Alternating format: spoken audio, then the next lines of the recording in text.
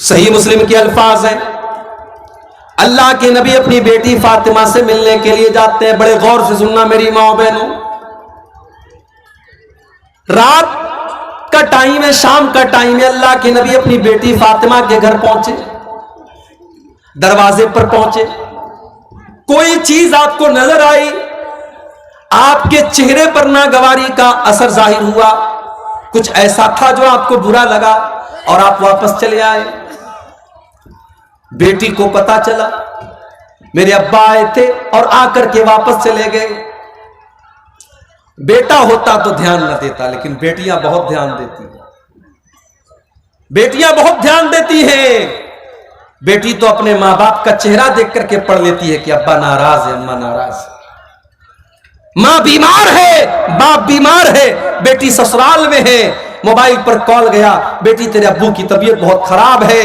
وہ بیچاری اپنے سارے کام دھام چھوڑ کر کے دوڑی دوڑی آتی ہے کہ میرا باپ بیمار ہے، پہلے میں اپنے باپ کی حال چال لے لوں، اس کے بعد کام ہوتا رہے گا. بیٹا اسی گھر میں رہتا ہے، کام دھام کرتا ہے، باپ بستر پہ پڑا ہے. بیٹے کو فرصت نہیں ہے کہ اپنے باپ کو ایک نظر آ کر کے دیکھ لے، اس سے 2 منٹ بات کر لے. اس کے بعد بھی ہم لوگ بیٹوں کے لیے تڑپتے ہیں، اور بیٹیاں پیدا ہوتی ہیں تو ماتھے پر بل پڑ جاتا ہے. حضرت فاطمہ کو پتا چلا ابا جان آئے تھے، واپس چلے گئے. فوراً پھر حضرت علی کو بھیجا کہ جا کر کے پوچھو کہ کیا بات ہے، ہم نے کون سی غلطی کر دی. حضرت علی آتے ہیں، اے اللہ کے نبی کیا بات ہے، آپ ہمارے گھر پر آئے اور دروازے سے واپس چلے گئے. اے اللہ کے نبی اگر کوئی خطا ہو گئی، کوئی غلطی ہو گئی تو بتا دیجیے.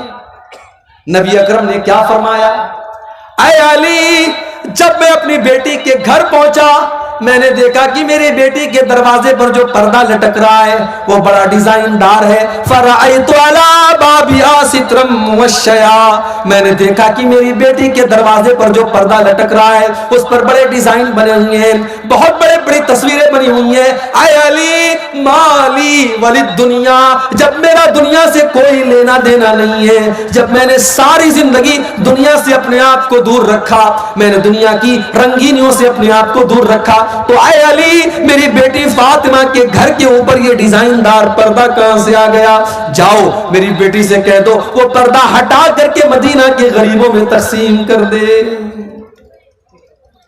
یہ ہوتی ہے، یہ نبی کی زندگی تھی، یہ نبی کے صحابہ کی زندگی تھی، یہ نبی کے اہل بیت کی زندگی تھی.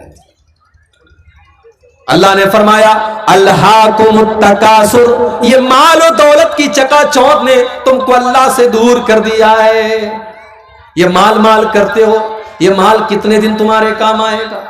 اللہ کے نبی فرماتے ہیں، اللہ تعالیٰ کہتا ہے یقول ابن آدم مالی مالی، آدم کا بیٹا کہتا ہے ہائے میرا مال، ہائے میرا مال. وما مالک الا ما اکلت فافنیت وما لبست فابلیت وما تصدقت فامضیت.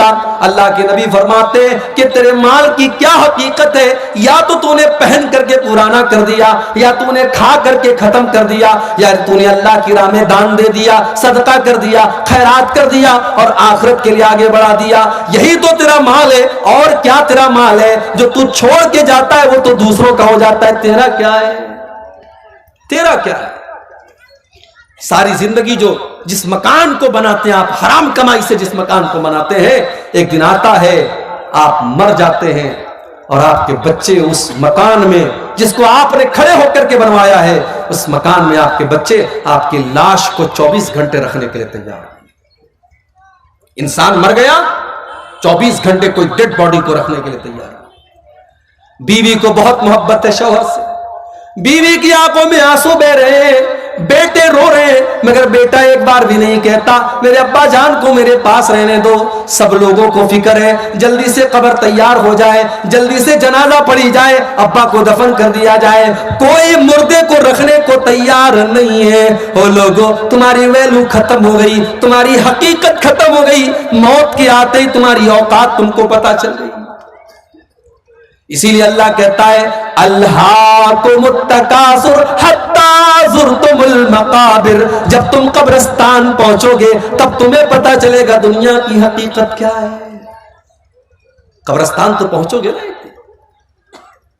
دنیا میں فارچونر گاڑی کی سواری کرنے والا، 1-1 کروڑ کی گاڑی سے چلنے والا، 4 لوگوں کے کندھوں پر آج جنازے کی شکل میں جا رہا ہے، جو اپنے شیمپو سے، اپنے فیورٹ شیمپو سے نہایا کرتا تھا۔ بہت ساری عورتیں ڈف شیمپو لگاتی ہیں، کوئی دوسرا شیمپو لے آؤ تو برا مان جاتی ہیں۔ بہت سارے لوگ لکس صابن سے نہاتے ہیں، ان کو دوسرا صابن نہیں چلتا۔ آج مر گیا، آج کوئی کہنے والا نہیں ہے یہ تو ڈف صابن سے نہایا کرتا تھا، آج اس کو صابن کیوں نہیں لگا رہے ہو؟ کوئی یہ کہنے والا نہیں ہے یہ تو گرم پانی سے نہایا کرتا تھا، آج اس کو ٹھنڈے پانی سے کیوں نہلا رہے ہو؟ کوئی یہ کہنے والا نہیں ہے اس کو شیمپو کیوں نہیں لگا رہے ہو، یہ تو شیمپو لگایا کرتا تھا۔ اتنا بے بس ہو گیا، اتنا کمزور ہو گیا، آج اس کے بدن سے کپڑے دوسرے اتار رہے ہیں، آج اس کو ننگا دوسرے لوگ کر رہے ہیں، آج اس کے بدن پر دوسرے لوگ پانی ڈال رہے ہیں، آج وہ اس لائق بھی نہیں ہے کہ وہ کلی کر سکے، وہ ناک میں پانی ڈال سکے، آج اس کی گندگی کو دوسرے لوگ صاف کر رہے ہیں۔ مر گیا، گھر والوں نے نہلا دیا، اب کفن کا نمبر آیا۔ دنیا میں کپڑا پہنتا تھا تو دکان پر جا کر کے کہتا تھا سب سے مہنگا کپڑا مجھے دکھاؤ، 1000 روپیہ میٹر والا کپڑا پہن کر کے وہ نکلتا تھا اور اپنے کپڑے کا روپ جھاڑتا تھا۔ آج مر گیا تو معمولی کاٹن کے کفن کے کپڑے میں، سوتی کپڑے میں اس کو کفنایا جا رہا ہے۔ وہ یہ بھی نہیں کہتا ہے وہ لوگوں میں تو ریمنڈ کا کپڑا پہنا کرتا تھا، میں تو فلاں کمپنی کا کپڑا پہنا کرتا تھا، میں تو ڈینم کی، میں تو فلاں برانڈ کی جینس کی پینٹ پہنا کرتا تھا۔ آج سارا برانڈ ہوا ہو گیا، آج ساری کمپنیاں ہوا ہو گئی، آج جس کپڑے میں کفنایا جائے وہ کفنایا جا رہا ہے، کفنا دیا گیا۔ اب لوگ آ رہے ہیں اس کو دیکھنے کے لیے، دیکھ لو آخری دیدار ہے، اب اس کو کوئی دیکھنے والا نہیں ہوگا، آخری دیدار ہے، دیکھ لو۔ اب یہ منو مٹی نیچے چلا جائے گا، اب اس کو قبر میں ڈال دیا جائے گا، پھر تم دیکھنا بھی چاہو گے تو فوٹو کے اندر دیکھ سکتے ہو، موبائل کے اندر دیکھ سکتے ہو، تم ریئل میں دوبارہ اس کو نہیں دیکھ سکتے۔ کفنا دیا گیا، جنازہ تیار کر دیا گیا، 4 لوگوں نے چارپائی کو اٹھایا، قبرستان لے کے جانے لگے۔ قبرستان لے کر کے پہنچے، امام صاحب نے کھڑے ہو کر کے جنازے کی نماز پڑھائی۔ جنازے کی نماز میں امام صاحب نے سورہ فاتحہ پڑھی، درود شریف پڑھا، جنازہ کی دعائیں پڑھی، مردے کی مغفرت کی دعا کی۔ چوتھی تکبیر کے بعد سلام پھیرا، قبر تیار ہو چکی ہے، قبر کے پاس لایا گیا، قبر میں اتارا گیا، مٹی دے دی گئی، سارے لوگوں نے مٹی دے کر کے اپنے ہاتھ جھاڑ لیے اور ہاتھ کے ساتھ ساتھ اپنا پلہ بھی جھاڑ لیا۔ یہ بتا دیا، بیٹے نے اپنے باپ کو مٹی دے کر کے یہ بتا دیا، ابا جان میں آپ کا بیٹا ہوں، آپ نے مجھے پڑھایا لکھایا، میرے لیے زمین جائیداد بنائی، میرے لیے کیا کیا کیا، مگر آج اس قبر کے اندر میں آپ کے کام آنے والا نہیں ہوں۔ اس قبر کے اندر جب منکر نکیر آپ سے سوال کریں گے تو ابا جان میں آپ کے کوئی کام نہیں آؤں گا۔ بیوی، جس بیوی کے زیورات کے لیے اس نے سود اور بیاج کا دھندا بھی کیا تھا، اس نے حرام کاروبار بھی کیا تھا اور اپنی بیوی کے کان اور ناک اور ہاتھوں کو زیورات سے بھر دیا تھا، آج وہ بیوی بیٹھ کر کے رو رہی ہے اور ایک بار بھی اپنے شوہر سے یہ نہیں کہہ رہی ہے کہ میں آپ کی قبر میں آپ کی مدد کرنے آؤں گی۔ وہ آنسو تو بہا رہی ہے مگر آپ کی قبر میں آپ کے کوئی کام نہیں آ رہی ہے۔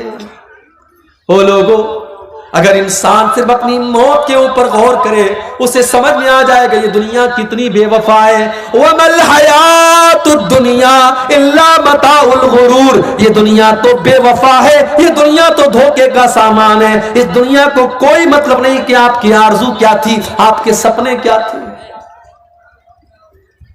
آج کل تو جوان موتیں ہو رہی ہیں، پہلے یہ تھا کہ صاحب آدمی 60 سال کا ہوا، 70 سال کا ہوا تب موت ہوتی تھی، اب تو موت تو ہمیشہ اپنے ٹائم پر ہی آتی ہے۔ ہم کو لگتا ہے کہ 60 سال میں آدمی مر گیا، 50 سال کی عمر میں آدمی مر گیا، موت تو اپنے ٹائم پر آئی ہے۔ اس وقت جوان موتیں بہت ہو رہی ہیں، کسی کو کینسر ہو گیا، کسی کو ڈینگو ہو گیا، کوئی ایکسیڈنٹ میں مر گیا۔ الہ آباد کی سرزمین ہمارے یو پی کے اندر ہے،